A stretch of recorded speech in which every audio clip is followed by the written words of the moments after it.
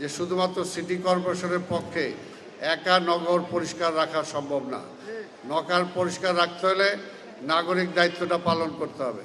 আমরা যদি ড্রেনগুলো বন্ধ করে দেই, আমরা যদি পলিথিন ফেলে ড্রেন বন্ধ করি, একদিক দিয়ে সিটি কর্পোরেশন পরিষ্কার করে গেল, আরেক দিক দিয়ে আমি ময়লা আবর্জনা ফেলি, তাহলে তো হবে না।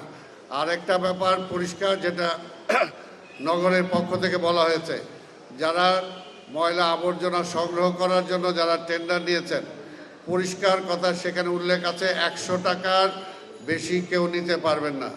যদি নেন তাহলে তার লাইসেন্স কিন্তু বাতিল করা হবে। এটা পরিষ্কার। এটা আমি মামুনকে বলবো, লোকালে যারা আছো তোমরা এটাকে নিশ্চিত করতে হবে, যদি নাগরিকদের উপরে কোনো আলাদা ট্যাক্স হয়। আর কোনো চাঁদাবাজি চলবে না, কোনো চাঁদাবাজি চলবে না, এটা কিন্তু পরিষ্কার। আমাদের মাননীয় প্রধানমন্ত্রী একদম পরিষ্কার বলে দিয়েছেন। যদি আমাদের দলেরও জানি আমরা যে 17 বছর অনেক কষ্টে ছিলাম, আমরা অনেক কষ্টে, বাড়িঘর ছিল না, ব্যবসাপাতি অনেকের চলে গেছে, দোকানপাট চলে গেছে, চাকরি চলে গেছে, তাদের রিহ্যাবিলিটেট করার দায়িত্ব আজকে এখানে আপনাদের নেতা। আপনারা দেখেছেন সাদেক হোসেন খোকার কাছে যায় কেউ খালি হাতে ফিরছে, এটা কেউ পায় নাই। সাদেক হোসেন খোকার স্মৃতি এই ঢাকা শহর আজীবন বয়ে বেড়াবে, আজীবন বয়ে বেড়াবে। বিশেষ করে পুরনো ঢাকার মানুষ কখনো বলতে পারবে না যে দল মত নির্বিশেষে সাদেক হোসেন খোকার সহযোগিতা পায় নাই। আজকে তার সুযোগ্য সন্তান, যাকে আপনারা এখানে ভোট দিয়ে এমপি বানিয়েছেন, আমাদের প্রধানমন্ত্রী তাকে মন্ত্রী বানিয়েছে।